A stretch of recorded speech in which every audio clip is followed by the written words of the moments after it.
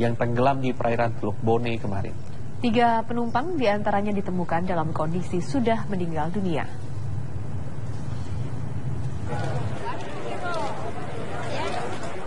Upaya pencarian penumpang kapal motor Marina Express di Teluk Bone, Sulawesi Selatan membuahkan hasil.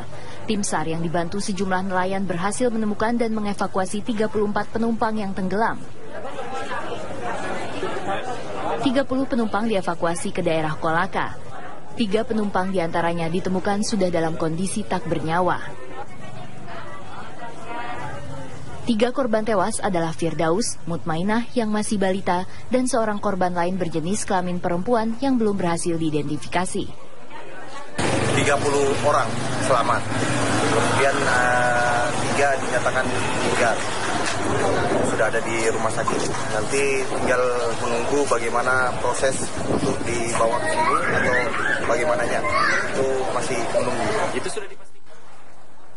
Sementara 4 penumpang lainnya yang ditemukan nelayan asal Bone dievakuasi ke Pelabuhan Siwa, Kabupaten Wajo, Sulawesi Selatan. Hingga kini pencarian korban kapal motor Marina Baru masih dilanjutkan namun terkendala buruknya cuaca. Jadi hari ini kita turunkan kekuatan yang cukup besar, ya.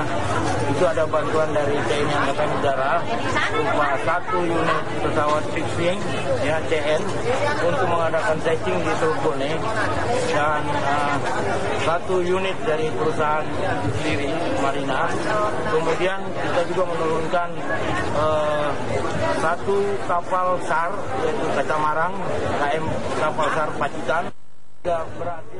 Kapal Marina hilang kontak dan diduga tenggelam setelah dihantam badai dan angin kencang dalam perjalanan dari Pelabuhan Kolaka, Sulawesi Tenggara menuju Pelabuhan Siwa di Sulawesi Selatan pada pukul 11 waktu Indonesia Tengah 19 Desember kemarin.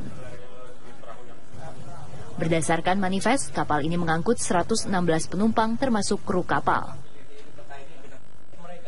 Dari Sulawesi Tenggara dan Sulawesi Selatan, tim TV One mengabarkan. Pemirsa, 4 penumpang kapal motor Marina Baru 2B berhasil selamat setelah ditolong oleh nelayan. Keempatnya langsung dievakuasi ke Pelabuhan Siwa dan selanjutnya dirawat di Rumah Sakit Umum Siwa, Kecamatan Pitum Panua, Kabupaten Wajo.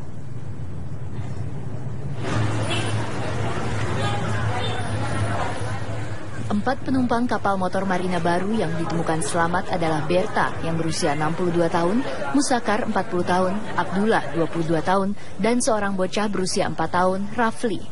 Setelah dirawat di Rumah Sakit Umum Daerah Siwa, kondisi keempatnya mulai membaik. Salah satu korban, Musakar, mengatakan kapal mereka tenggelam setelah dihantam ombak besar dan angin kencang. Cuaca buruk membuat sekoci tidak berfungsi dan terbalik dihempas ombak.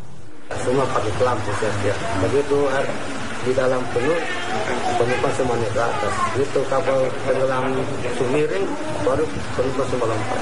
Psikosnya sempat diturunkan, Pak? Yang karet ya, diturunkan. Dia tenggelam, tak balik kan. Keempat korban tersebut diselamatkan oleh Amiruddin, seorang nelayan asal Bone, Kabupaten Luwu, sekitar pukul 2 dini hari. Keempatnya lompat ke laut setelah kapal yang mereka tumpangi dari Kolaka menuju Pelabuhan Siwa tenggelam dihantam ombak. 4 orang. Pakai pelampung, Pak? Pakai pelampung. Kemudian Bapak tidak lihat korban lain? Tidak lihat yang lain, karena kencang sekali, 3 meter lebih. Sekitar jam berapa itu? Sekitar jam 2. 2 subuh ya? Yes. Saat dievakuasi, kondisi keempat korban kapal tenggelam tersebut lemas dan langsung dibawa ke Rumah Sakit Umum Daerah Siwa.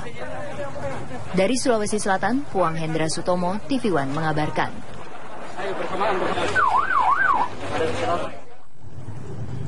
Posisi terakhir kapal motor cepat Marina Baru 2B dari Pelabuhan Kolaka, Kota Sulawesi Tenggara yang hilang kontak saat menuju ke Pelabuhan Siwa, Wajo, Sulawesi Selatan hingga kini belum diketahui. Upaya pencarian masih terkendala oleh cuaca buruk.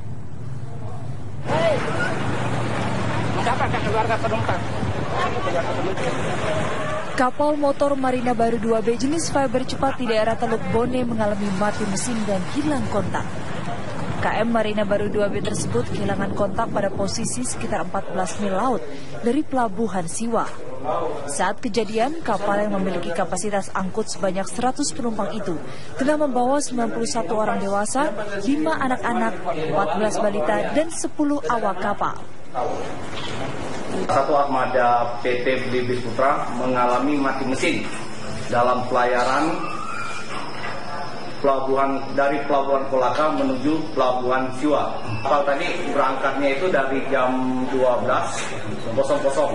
Seharusnya dia tiba di Pelabuhan Siwa itu jam 15.30 atau paling lambat jam 16. Sementara itu, tim Basarnas, TNI, dan Polri sudah mendirikan posko di Pelabuhan Siwa. Kapal Basarnas Pacitan saat ini juga diberangkatkan menuju lokasi. Namun, salah satu kendala saat proses evakuasi adalah cuaca yang buruk. Dari Kabupaten Wajo, Sulawesi Selatan, Puang Hendra Sutomo, TV One mengabarkan.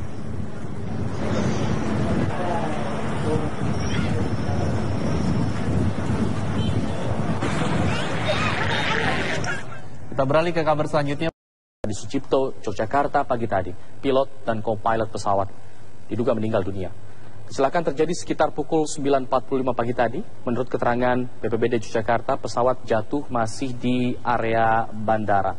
Inilah pesawat tersebut, dan memang pesawat ini berisi 2 awak pesawat, yaitu pilot dan co-pilot, Letkol Penerbang Marda Sarjono dan Kapten Penerbang Dwi Cahyadi.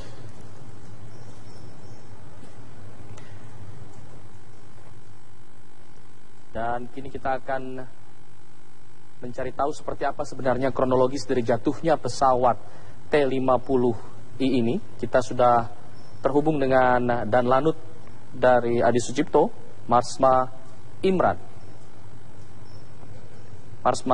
Baidirus. Selamat siang, Pak Danlanut. Halo. Selamat siang, Pak Imran.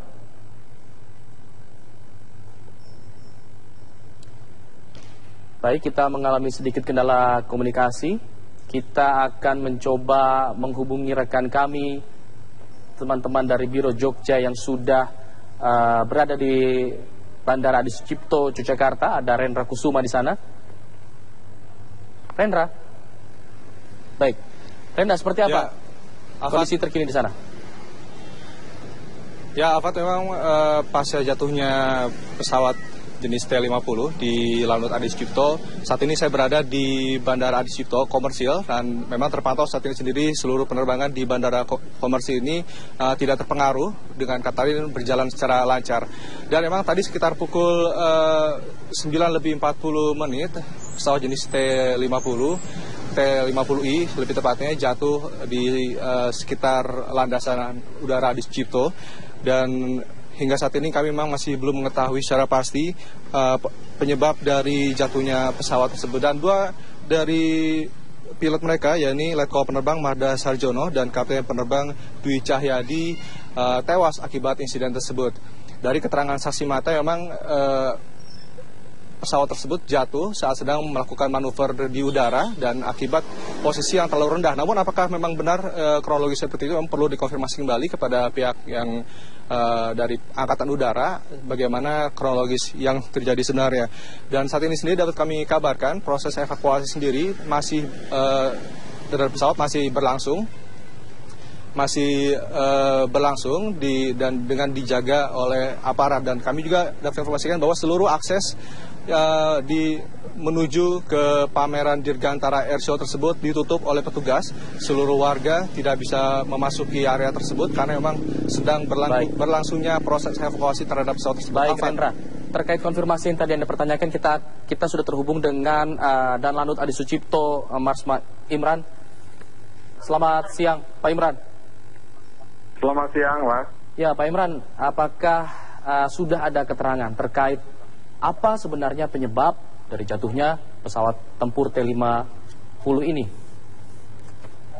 Baik, memang telah terjadi satu musibah terhadap salah satu pesawat yang ikut di dalam kegiatan acara Gebiar Dirgantara di Lanut Adi Sucipto, Yogyakarta, yaitu pesawat T-50 dengan kode Tango 5007. Dengan 2 awak pesawat pada pukul 09.53 waktu Indonesia bagian Barat. Dan pada kejadian ini 2 pilot gugur.